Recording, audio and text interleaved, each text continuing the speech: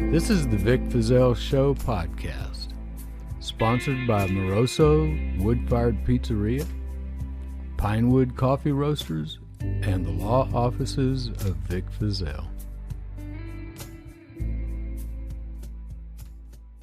We're on the air, Vic. Hi, Jonathan. We've had a good week, man. We've had a cool week. Real cool. It's very exciting seeing all this publicity coming out about Netflix. The Confession Killer. The Confession Killer. It airs day after tomorrow, December the 6th. I'm super excited. I'm starting to see all this press come out about it. I saw the Rolling Stone article, and I think it was like Slate News did one, and every day it's going nuts. Yeah, Daily Beast, newspaper in Boston, newspapers all over the country, everywhere except Waco. I don't know why. Like, who'd I ever piss off in Waco? I don't get it. But everywhere but Waco has run this story. And when I say Waco, I'm talking about the Waco newspaper. I don't want to have to be like Abel Reyna and just refuse to talk to him, But the TV stations have already looked at it and put something out. You've had four stations, and we have another news crew coming Monday to do a Monday or Tuesday, maybe Tuesday, do an interview with you. Don't scare them. We'll look at the calendar. Whatever it is, we'll be here. Whatever you got on your calendar, we'll be here. We've got some good reviews, too.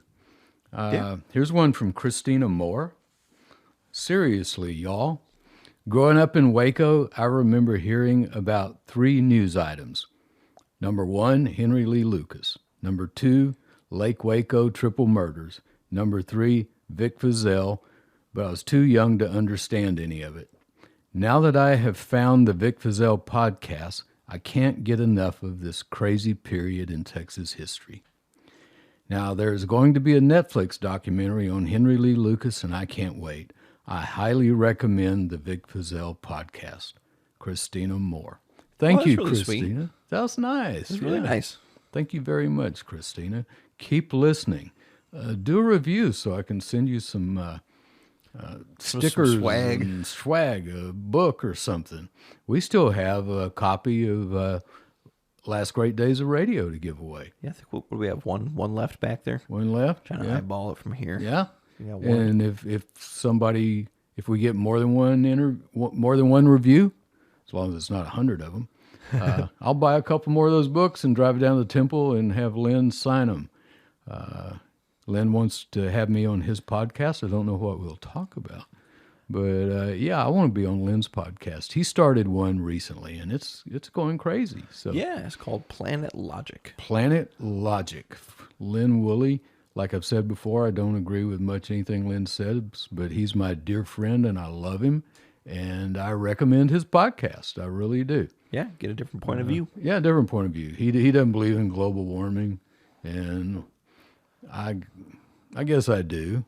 The scientists do, and so I've been listening to what the scientists have to say about it. There we go. There you go. Is that okay? Yeah, it works. It's all right. Science. That won't send you to hell if you believe in science. Or if you even believe in hell. Which I personally do not. Well, that's good. My dad, he's a Southern Baptist preacher. Oh, yeah. He's blind and deaf and crippled now, but he's still got his mind. He's funny as hell. I talk to him every day. But he used to have this phrase when he was preaching. Life's short, death's certain, hell's hot, and eternity is long. And man, it spread out that word long. It had like 8 O's in it by the time he got through with it. Yeah. I love your dad. They don't make him like him anymore. He was a different kind of preacher. He felt like if he didn't go for at least an hour, he hadn't given them their money's worth. Is that right? Yeah. That's funny. Yeah. People would be looking at their watch like, we going to make it home for the ball game? Oh, man. I got a email from an attorney named Jerry Ward. Ward. Jerry, remember I couldn't think of the DA in Lubbock's first name. Right, we were talking about the Lemons case? Uh-huh. Okay. Darnell was all I remembered. And she wrote me. She said the former Lubbock DA's first name is Jim Bob. Jim Bob. Jim Bob. Sounds like something Lynn Woolley would come up. It would. John Bob, Ben Bob, and Vic Bob, and all of that. Yeah, That's funny. Well, this was Jim Bob Darnell, and Jerry Ward writes me, and she says that his first name is Jim Bob. She said he also convicted a guy named Tim Cole. Tim was later exonerated. Oh, wow. Yeah, after dying in prison because of his asthma wasn't properly treated. So here's sad. somebody later exonerated who actually died in prison because they didn't get proper medical care. Didn't get the puffer in time. There's something wrong with that. Yeah, there's a lot wrong with that. There's something wrong with that. And she goes on, she says, this is regarding the podcast where you mentioned that the Lubbock police were refusing to let people look at the files on the Deborah Sue Williamson case. Right. But I want to point out something else she said. Just because I had a conversation with Jim Bob Darnell I didn't like, and because he really gave Bob and Joyce Lemons a hard time too. Yeah. Yeah, I mean, he wanted to believe that Henry Lucas had killed Deborah Sue Williamson. And so we were crossways with each other on that. And I would say we were adversaries over that. But just because you disagree with somebody, it doesn't mean they're a bad person. Right. And Jerry has let me know that she worked for Jim Bob Darnell back in the summer of '79 as a law clerk, and through part of '81, about a year after, she was an ADA, an assistant DA for him. Oh, cool. And she says that he was a nice guy, and I believe that he was truly remorseful about Tim Cole. Yeah. When Tim Cole was exonerated. and after he died in prison. So thank you, Jerry. Yeah, for sending And that in. Jerry is a lawyer out in West Texas. She mainly does health care, consultation, business stuff. Cool. Look her up. Google her. Jerry, Jerri, if you Ward. need an attorney. If you need an attorney out in there. West Texas. She went to Texas Tech Law School. Yeah. Now, I think she graduated in 1980, so she may not have known Frank Newton. I love Frank Newton. Frank Newton was my civil procedure professor at Baylor. Oh, cool. And he went to Texas Tech somewhere around 1980, 81, somewhere in there, and became the dean of that law school. Nice. Yeah. So good old Frank Newton. He was smart. I mean, that guy was smart. He could quote the law backwards and forwards. And when you got out of his class, you knew civil procedure. Nice. I still know things that Frank Newton taught me in that class. I mean, I can still hear his voice. Matter of fact, he asked me a question one time, and it was toward the end of the class, and he had gotten right past where I had finished reading, and I didn't know the answer. So in my typical style, I made something up. And he looks at me. He goes, Fazell, I ought to beat you with a stick with a nail in it. Oh, man. Yeah, you cannot say that now. You can't now. But he was laughing while he said it. I mean, he was the nicest guy. Yeah. I just love him. Last I heard, he was running he may be retired now, but for a while there, he was running a nonprofit out of Corpus Christi that was helping put computers and iPads and things like that in students' hands. Yeah, it's a good call. Really good call. And this was back when the internet was just really getting started. So Frank Newton, if you know Frank, tell him I said hi. If you're out in West Texas and you need a good lawyer, look up Jerry Ward. Yeah. We've got some other things to talk about. We had another winner that I forgot to mention for our Careless Whispers book. Oh, cool. Yeah, right here in Waco, Chance Cuts. Cool. Good old Chance. He's like a friend that of name. ours, a fan of the podcast. I like Chance a lot. And he's also got something to do with this Baylor Christmas that's coming up that Channel 10 puts on every year. What is that? It's a big musical, and all the choirs and orchestras come together from all over Baylor and put on this huge Christmas musical. I think it's at Jones Hall. Is that right on Baylor campus? Uh-huh. Cool. It is. And Channel 10, KWTX, they air the whole thing Oh, that's live without commercial interruption. What? What? How can they afford to keep the lights on? Well, because they have people like me willing to sponsor it. The There you law office of Vic Fizell is a proud sponsor of the Baylor Christmas program. This is our second year in a row to sponsor that. Thank you for paying for no advertisements, Vic. Well, they're giving me other advertisements. We get an advertisement at the beginning and at the end, and then all the promos Oh, there you go. telling about it, that it's coming, and it'll mention this is going to be brought to you commercial free by a couple other people. I don't know who they are yet.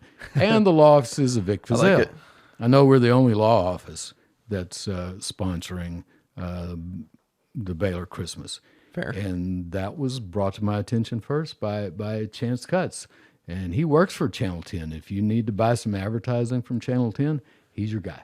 He's the man. He's your man. All right. He'll do you good. Well, cool, dude. Is that all of this morning's announcements, Principal Fizell? Let me look. Wait a minute. I think we had another review. This is from someone else who another review, and this was actually put on the podcast review. So you can go to our podcast and read this review. It's from the screen name is A. Del Real. It says, I grew up in Central Texas. I remember watching all of this incredible story of Henry Lee Lucas unfold. It's so intriguing to hear firsthand what actually happened. Vic Fizell is a class act, and it comes out in his podcast of just how genuine he is. Well, thank you. She says, or this person says, I have told my family for years, if you ever need an attorney, call Vic. Hey. That's what keeps the lights on. That's the case. That's what's paying for us to be able to do this. So it doesn't cost anything to listen to this podcast. Tell your friends about it. Netflix will air this Friday. And as you know, it's streaming, so you can go watch it anytime. Yep. It'll be up there for years. You and I are going to binge that thing, man. We are going to binge it, and then we'll probably have a lot more listeners. We're already going way up in the rankings. This is true. Thousands of new listeners, man. Yeah. Global. We're global again. Global. Even in Singapore. Yeah. Even in France. Yeah, we got South Africa's been tacked onto the list. Yep, we're in most European All of countries. Europe, yeah. And of course, Canada, Mexico, U.S. So Everywhere yeah, but China. the word's spreading, and like you said, the feedback's great as far as reviews. But yeah, we're getting a lot of listeners. It's kind of mind blowing when we log in and see our statistics is going through the roof now. It's like whoa. Yeah. It's awesome. So leave a review and look at our store page. We got some cool merchandise. T-shirts are on their way, by the way. T-shirts are on their way. We've got stickers. We've got bumper stickers. We've got coasters. Yeah. And Just cheap, fun little things. pretty soon, we're going to have coffee. Yes. The label's being worked on as we speak. Labels are being made right now. The coffee is being roasted over at Pinewood Coffee Roasters on Austin Avenue right here in Waco, Texas. Yes. Dylan Washington and his partners, they are the best. Stop by. I had never in my life had a cold coffee until last year. Like, one of those cold brews? Cold brews, yeah. Yeah, Well, they're where awesome. they put it on ice. Okay. That just seems so weird to me. Well, that's because you're coming from your DA's office 80 cups a day. Yeah, that's true. And the hot liquid, yeah. A cold brew to you is one that was just sitting out on your desk too long. That's true. So Dylan talked me into trying one of their iced coffees. Yeah, I'm telling you, I was impressed. Well, yeah, you and I went over just like a month or two ago, and we both had it. We both did. There's just so much flavor in it. It's kind of mind blowing, really. It is. And that's the coffee we're going to be selling. The coffee that they roast. Yeah, which is just like ridiculously high quality stuff. Real high quality. He only does the best. He is And like he and his partners, they actually like go to where these beans are being harvested. Like they go out of country, and they actually check on this stuff personally. check on it It's all, like, personally. fair trade, organic, Fair all that trade, organic. It's health. It's they're not using Monsanto Roundup on it. It's not going to give you cancer. So and the people growing it are making a living wage, and that's what Dylan cares about. Dylan has a real social conscience. So let's jump into the meat and potatoes of today. What do you think? All right. So, in one of our last episodes, we were talking about the case of Kathleen Doyle. And, we kind of touched base on it a little bit. But I think you and I both kind of pumped our brakes on this thing because through reading about it, we saw there's a whole lot more to it. And we wanted to talk a little bit more about it in depth in this episode and kind of spin off into an article that you found that had to do with hair evidence, with bite mark evidence, and things of that nature being called into question today, and issues that they found with it. Right, because on this case, they actually had hair recovered from the murder scene. Yes. That the crime lab said matched Otis Toole and Henry Lucas. Right. And now they have DNA proving who really committed this murder. Yeah. And because this young lady was raped. Yes. So let's talk about the facts of this. Okay. So, again, we're talking about the case of Kathleen Doyle, who has now been found to be murdered by a gentleman by the name of Dennis Bowman. And more of the tale is September 11th, 1980. She was murdered in her home. She was raped and strangled to death.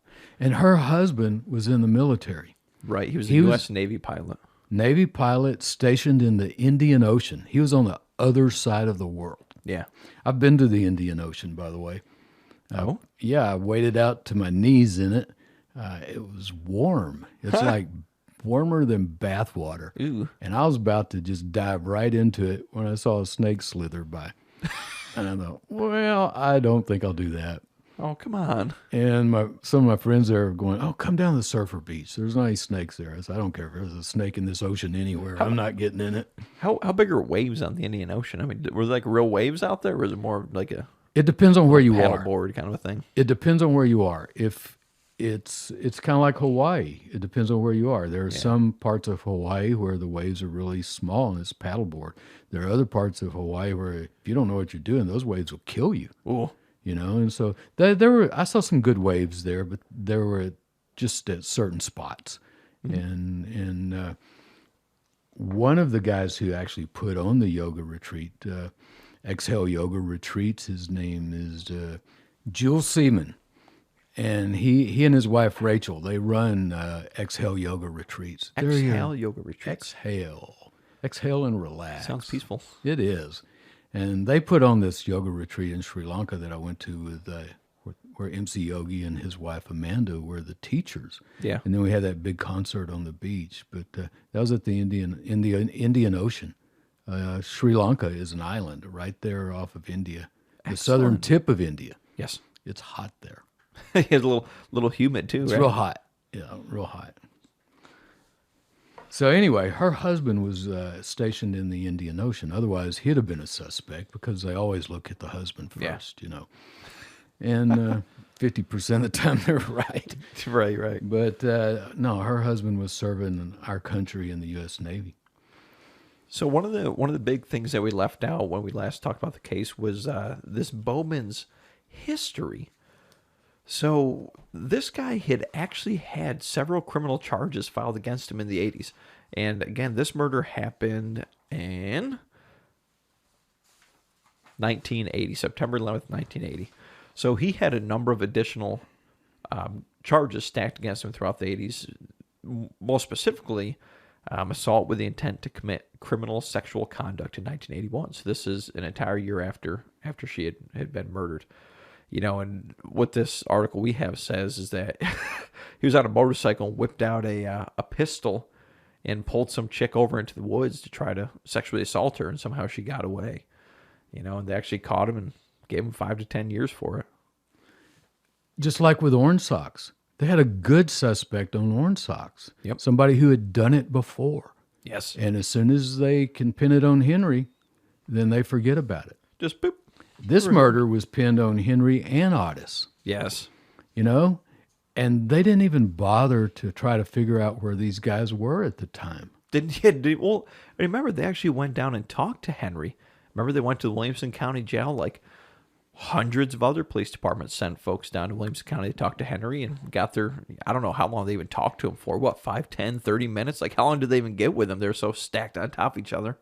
Exactly. And this article says that they visited Henry on death row. Yeah. No, Henry was not on death row at that time. Yeah, not yet. No. He didn't go to death row until after the Waco grand jury and after Henry decided he wasn't going to confess anymore. Right.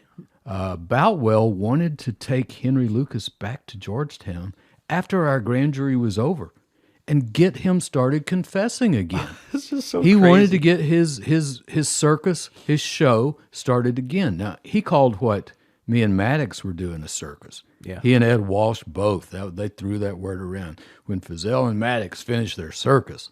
But he wanted to get Henry back to Georgetown. He actually took Henry back to Georgetown and tried to get him to confess to some more cases. Man, After our grand jury. After this all is that wild. national publicity.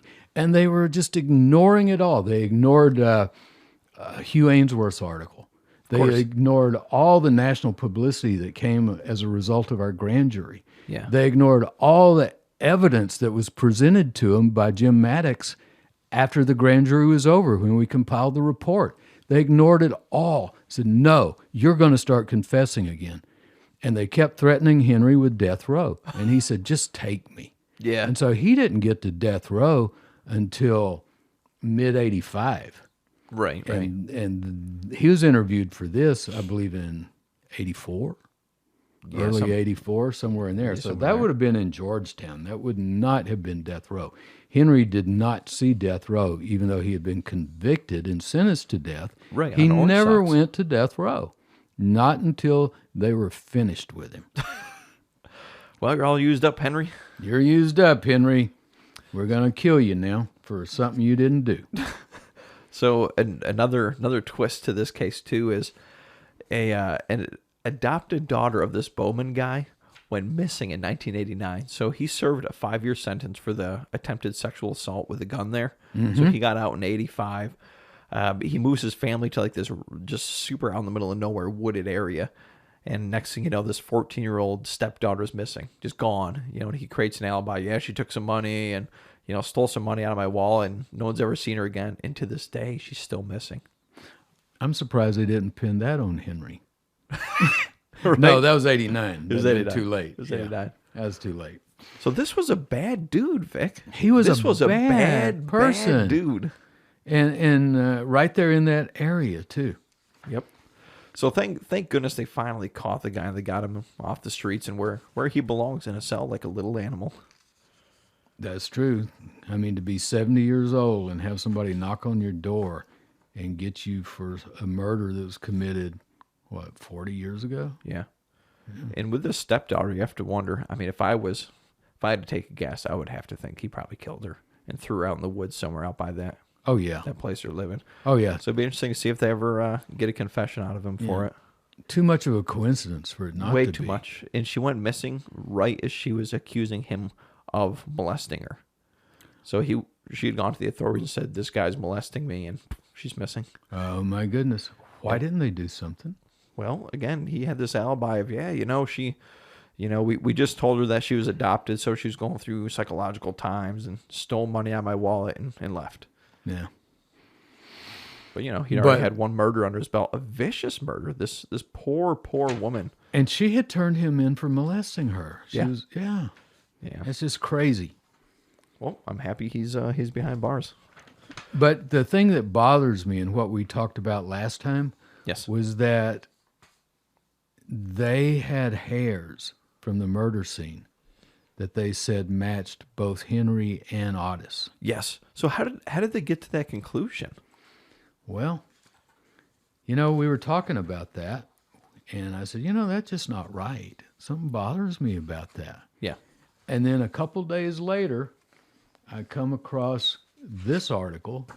Which was It's out of Slate, okay. and it's dated April of 2015. So I just found it doing a little bit of internet research. Okay. They talk a lot in this about a Washington Post article. They're just kind of rehashing the Washington Post article. Okay.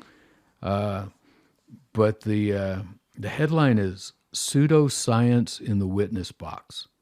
The FBI faked an entire field of forensic science." Oh no. Yeah. Oh boy. It says the Washington Post published a story so horrifying that it will stop your breath. The Justice Department and FBI have formally acknowledged that nearly every examiner in an elite FBI forensic unit gave flawed testimony in almost all trials in which they offered evidence against criminal defendants over more than a 2-decade period before the year 2000. Oh, no. Flawed testimony in almost all trials which they offered evidence. Vic, that is horrifying. So what went wrong? The Post continues.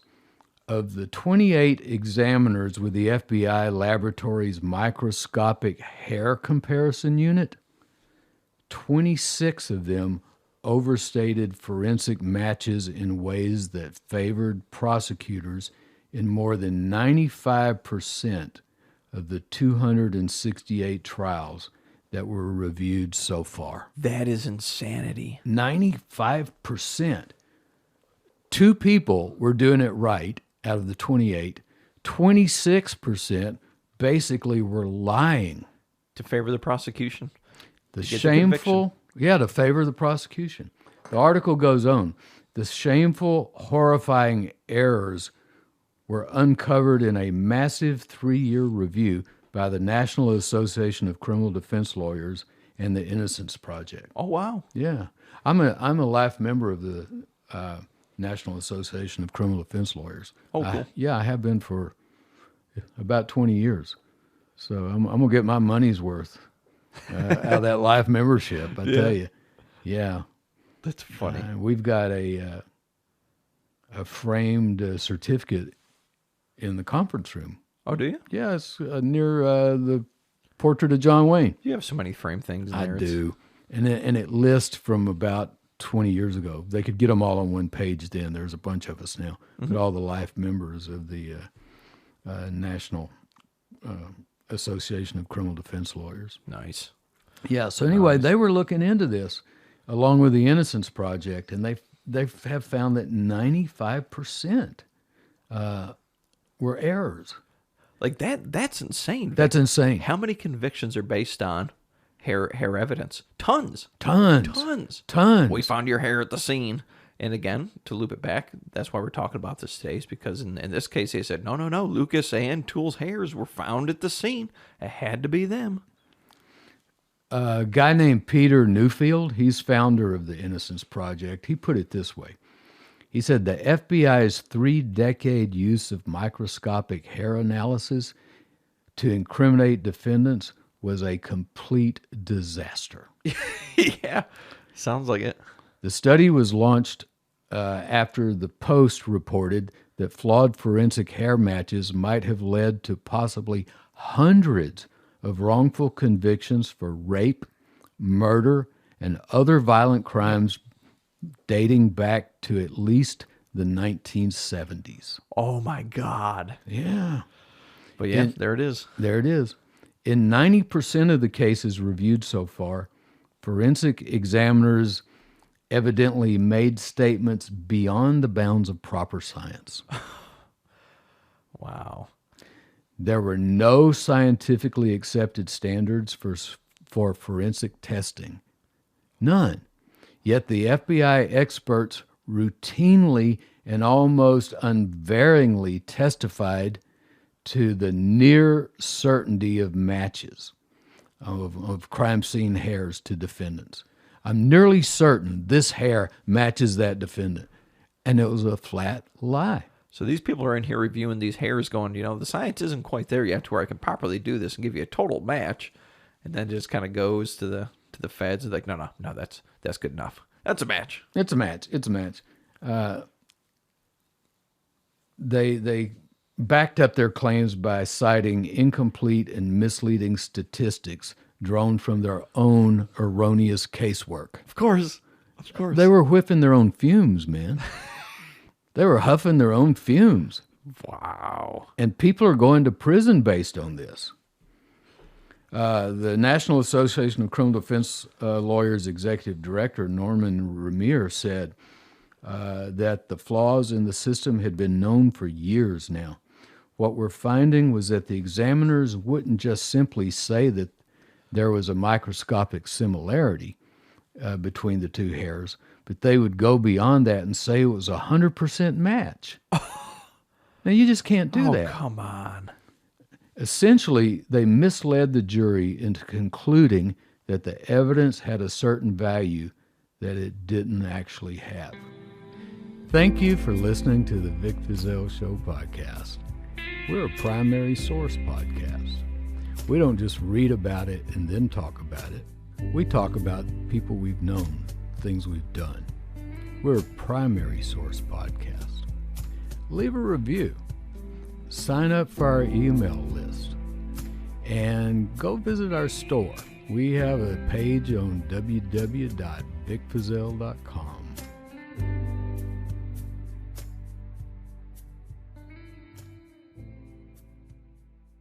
You better not rush, you better just chill, or you'll find trouble waiting over that hill. Trooper Bob's patrolling tonight. The law offices of Vic Fizell wish you a happy and laid-back holiday season. And if you've been injured by someone who wasn't driving laid back, call Vic Fizell at 1-877-WITH-VIC. Drive laid back and lower your speed. Trooper Bob's patrolling tonight. Principal offices in Waco and Austin, Texas.